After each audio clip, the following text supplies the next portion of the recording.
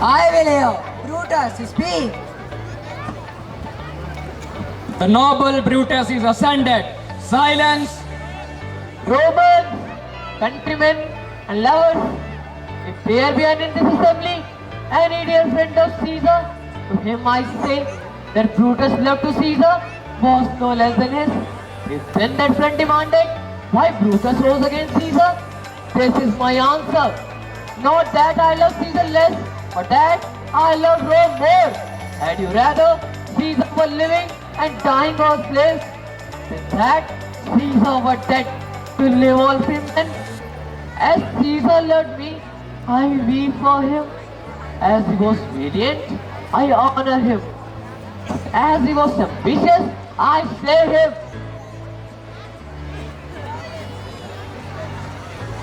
Here comes Mark Antony with Caesar's body.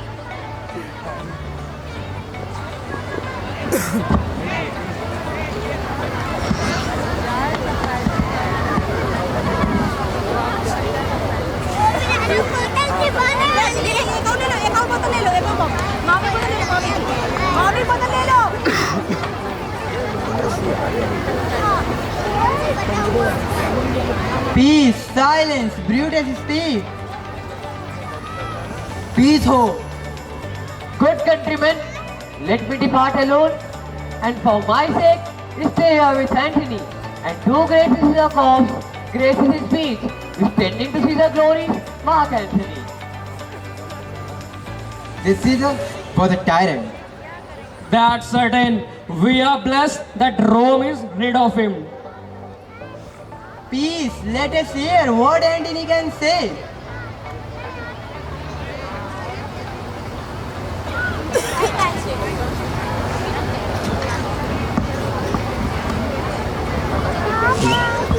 Friends, Romans, countrymen, lend me your ears. I come to bury Caesar, not to praise him.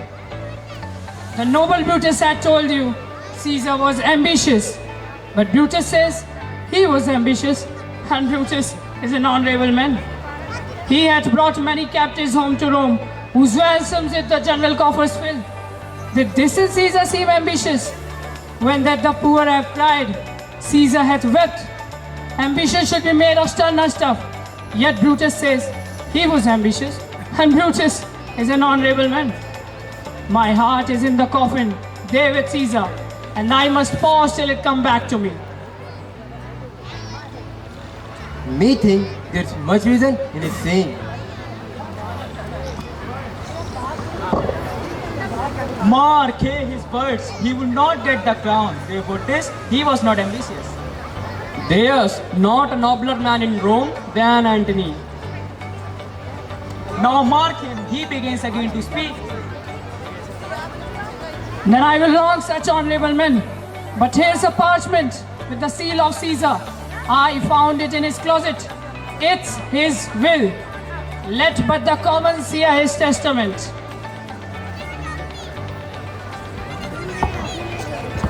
We will hear the will. Read it, Mark Antony. Thou will. We will hear the Caesar's will. You will compel me, then, to read the will. Then make a ring about the corpse of Caesar, and let me show you him that made the will. Shall I descend? Will you give me leave? If you have tears, prepare to shed them now. Look in this place when Cassius dagger through. See what a rent the envious Casca made. Through this, the well-beloved Brutus stabbed. This was the most unkindest cut of all. For when the noble Caesar saw him stabbed, then burst his mighty heart, and in his mantle muffling up his face, even at the base of Pompey's statue, which all the while ran blood, great Caesar fell. O traitors, villains! O most bloody sight! We will be revenged. We will hear him, we will follow him, we will die with him. We will burn the house of Brutus. That's certain. We are blessed that Rome is rid of him. Yet hear me, countrymen, yet hear me speak. Here Antony, most noble Antony. Friends, why you go to do you know not what? Here is the will, and under Caesar's seal, to every Roman citizen he gives, to every civil man, 75 drachmas. Most noble Caesar, we will revenge his death. And moreover, he had left you all his walks, his private arbors, and new planted orchards. On this side, Tiber, he had left them you and to your heirs, forever common pleasures. Never, never, come away. We will burn his body in holy place, brand fires in traitor's house. Take up the body. Now let it work. Mischief thou art afoot. Take thou what course thou wilt.